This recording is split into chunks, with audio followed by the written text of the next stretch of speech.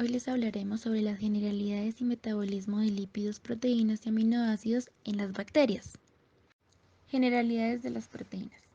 Las proteínas son biomoléculas que están formadas por carbono, hidrógeno, oxígeno y nitrógeno. Además se encuentran formadas por moléculas muy importantes llamadas aminoácidos, los cuales por medio de enlaces peptídicos se pueden juntar para formar proteínas dependiendo de cuántos aminoácidos se unan. Pueden codificar para diferentes tipos de proteínas, además de que cada proteína tiene un uso diferente. Las proteínas se encuentran codificadas en el material genético de cada organismo, sea en su ADN, donde se especifica su secuencia de aminoácidos que son llevados a los ribosomas para sintetizarlos. Las proteínas también se pueden unir en sí con otras biomoléculas para formar estructuras como lo es el citoesqueleto de las células, los cilios o los flagelos. Los cilios y los flagelos están formados por proteínas muy esenciales para generar el movimiento de las bacterias.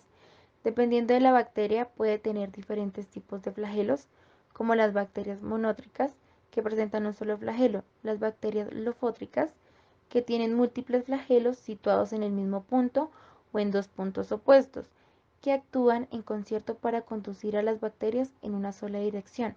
También los micoplasmas, que son bacterias bastante pequeñas y raras que poseen proteínas y estas les permite adherirse a distintas superficies. Estas proteínas pueden asociarse o unirse con azúcares lípidos o ácidos nucleicos. En caso de que estas proteínas se unan con azúcares, pueden llegar a formar la pared de peptidoglicano, la cual se encuentra tanto en bacterias gram negativas como en gram positivas, solo que la única diferencia es que en bacterias gram negativas la pared es más delgada y en bacterias gram positivas es más gruesa esta pared.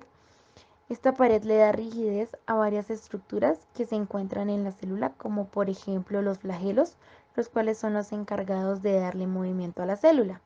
Cuando las bacterias se unen a los lípidos, llegan a formar la membrana de las bacterias, donde se encuentran en bastantes cantidades algunas proteínas, como por ejemplo las porinas, que son canales de proteínas que permiten el paso de sustancias al interior de la bacteria, como es en la difusión pasiva, que estos canales son específicos para las proteínas.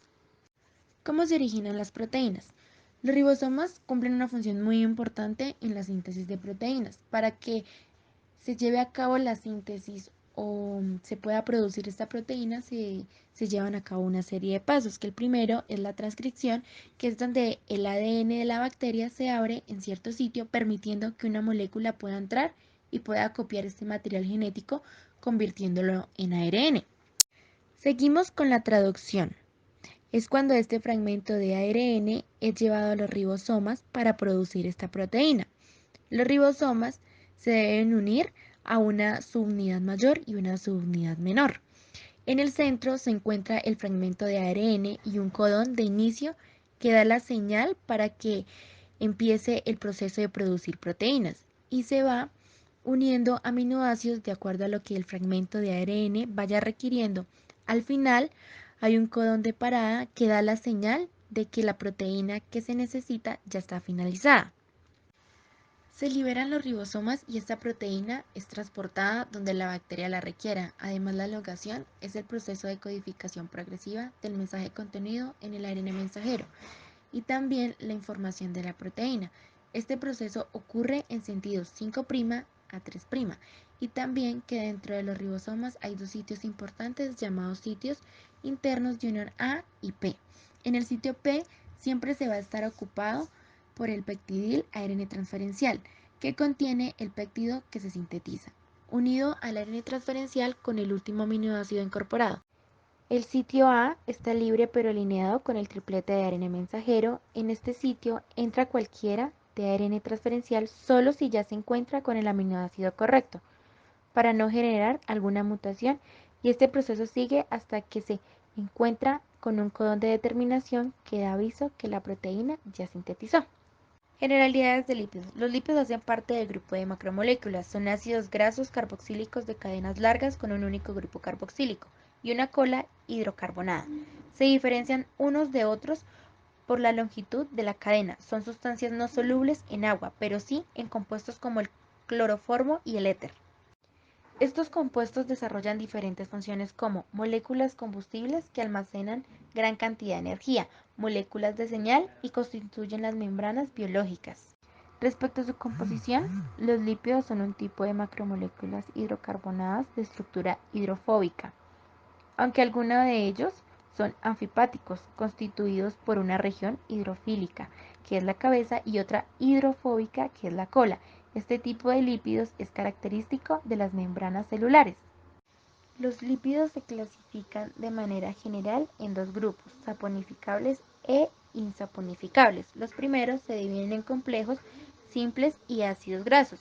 Los segundos comprenden los esteroides e icosanoides y los isoprenoides. Lípidos simples.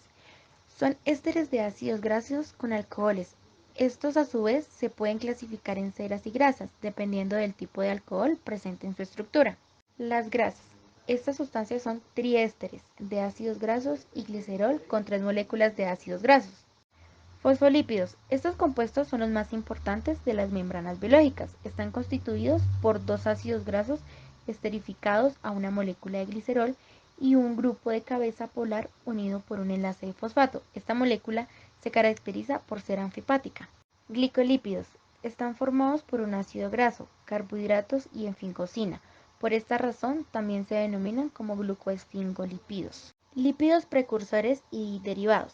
En esta categoría se encuentran los ácidos grasos, los aldehídos grasos, las vitaminas liposolubles, el glicerol y otros alcoholes, cuerpos cetónicos, esteroides, hormonas e hidrocarburos. Bueno, ahora hablaremos del metabolismo en las proteínas. Para entrar en este tema, primero hablaremos qué es el metabolismo. Bueno, el metabolismo es el conjunto de reacciones químicas que tienen lugar en la célula. Este tiene tres funciones básicas. Pues una de ellas es obtener energía química del entorno. Esta se almacena y se utiliza luego en diferentes funciones que se necesite. También está convertir los nutrientes exógenos en unidades precursoras para pues, componentes macromoleculares de la célula bacteriana. Y por último, pues es formar y degradar moléculas que son necesarias para las funciones celulares específicas. Un ejemplo de esta puede ser la movilidad y captación de los nutrientes. Bueno, el metabolismo se conoce a través de secuencias de reacciones catalizadas enzimáticamente. Ya les hablaré sobre ellas. Bueno, ahora sí hablaremos sobre el metabolismo de las proteínas en las bacterias. Bueno, este proceso se divide en dos, los cuales son el catabolismo y el anabolismo. El anabolismo es el proceso por el cual la célula sintetiza sus propios componentes a partir de precursores como lo son las fuentes de carbono. Y el catabolismo es la degradación de macromoléculas como son proteínas. Estas se transforman en unas más simples, que resultan de la liberación de energía pues, química. Ahí se puede ver en la imagen, en el catabolismo, cómo se convierte de moléculas más complejas en unas más simples. Bueno, ahora hablaremos sobre las enzimas. Primero que todo, ¿qué son las enzimas? Las enzimas son moléculas orgánicas. Bueno, estas actúan como catalizadores de reacciones químicas. Estas también ayudan como a acelerar la velocidad de ciertas reacciones. Bueno, en este caso son proteínas especializadas, ¿no? Estas son capaces de transformar químicamente a una molécula. Cabe resaltar que actúan o trabajan solamente sobre una sola molécula. Esto es como si fuese una llave de cerradura. Bueno, como se ve en la imagen, esta encaja perfectamente sobre ella. Bueno, un ejemplo sería pues cuando la bacteria está en el proceso del anabolismo. Esto lo que hace es sintetizar sus propios productos y de esto resulta la producción de un nuevo material celular. Así se produce pues el proceso llamado biosíntesis, ya les hablaré sobre él. Bueno, ahora hablaremos sobre la biosíntesis. Bueno, este es un proceso en el que se necesita pues de energía, ¿no? En este caso, en las bacterias, ellas deben ser capaces de obtenerla de su entorno y asimismo estas pueden crecer, reproducirse o multiplicarse. Bueno, estas reacciones degradativas van de los nutrientes, ¿no? ¿Para qué? Pues para obtener energía o convertirlo en unidades. Ya hablando en sí de las bacterias, están constituidas de estas proteínas en su mayor parte de la membrana bacteriana. Normalmente una sola bacteria tiene entre 200 de estas proteínas. Bueno, la composición de estas proteínas pues varía según la condición de su cultivo. Bueno, continuando en sí con las proteínas, bueno, estas se dividen en dos grandes grupos, los cuales son proteínas integrales y periféricas. Las integrales son proteínas que forman pues parte de la membrana de una manera permanente, o sea que siempre están en ella. Y las periféricas solamente están relacionadas con una monocapa, ¿no? Es decir, que no se encuentran adheridas como son las integrales. Estas también se pueden llamar endoproteínas, pues estas proteínas son demasiado difíciles de extraer, ¿no? Lo cual pues se deben usar como ciertos disolventes orgánicos para que estas puedan ser separadas de sus lípidos. Estas proteínas pues se desplazan lateralmente en toda la bicapa lipídica, pero pues ellas no son como capaces de rotar, por eso presentan determinada orientación. Algunos se presentan en hidratos de carbono que sobresalen en la superficie externa, como son las glucoproteínas, ¿no? Pues en la imagen, como lo dije, pues se puede ver la periférica que se encuentra como adherida en la monocapa y la otra pues sí está como en toda la capa. Bueno, también existen proteínas de transmembrana. Estas son como proteínas integrales de membrana que lo que hacen es atravesar como toda la bicapa lipídica.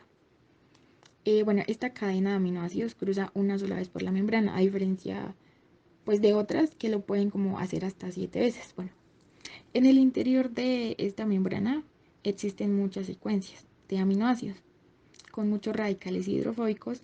Estos se sitúan en las cadenas del ácido graso y de los lípidos de la membrana, mientras que en los dominios intracelular y extracelular poseen secuencias de aminoácidos, los cuales son radicales hidrofóbicos. Estas proteínas se producen en el retículo endoplasmático y estas se reparten como por otras membranas de la célula donde poseen un medio como para poder pasarse.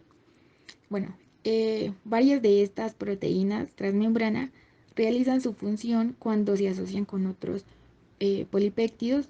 Estos polipéptidos tienen que ser integrales. Esto lo que hace es formar estructuras oligoméricas, es decir, que constan de varias cadenas polipeptídicas y pues tienen como funciones demasiado variadas. Bueno, este esquema o esta imagen que se puede ver se muestran los principales tipos de proteínas transmembrana. Las hay con un cruce de glicoforina o con varios como algunos receptores. En estos dos casos, la secuencia de aminoácidos se localiza entre las cadenas de ácidos grasos, lo que hace que se conforme pues como una hélice alfa, una alfa hélice.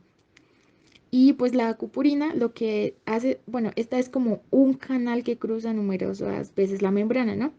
Esta posee secuencias de aminoácidos de la zona hidrofóbica que se dispone entre las hebras beta. Aminoácidos en las bacterias. Bueno, las bacterias tienen bastantes aminoácidos en su interior, ¿no?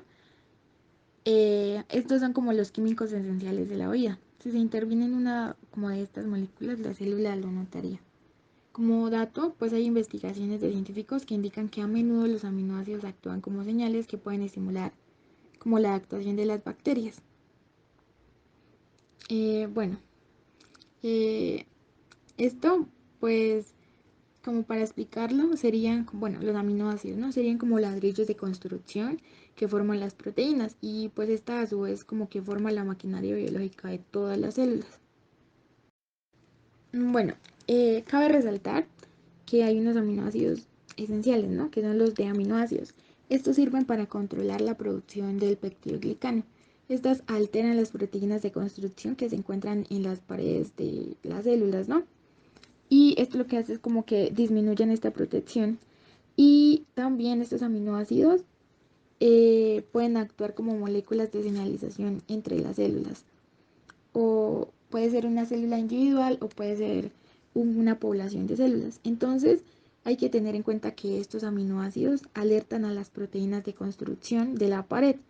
Pues ¿para qué? Para que esta disminuya la producción de peptidoglicano. Bueno, para enfocarnos sobre los de aminoácidos hablaremos sobre su importancia. Bueno, estos aparecen o son producidos cuando las bacterias están con otras bacterias, ya que solo no se puede, no, o sea, si están solas no se puede fabricar. Bueno, esta necesita presencia de otras bacterias y así se puede producir. A medida que la población se amplía, las bacterias pueden liberar estos de aminoácidos. Estos son esenciales para comunicarse y para que la población en conjunto disminuya el crecimiento y así pueda evitar el consumo de ciertos recursos cuando la célula no posee más. O sea, lo que hace es como que ella pueda limitar sus recursos para que pueda sobrevivir.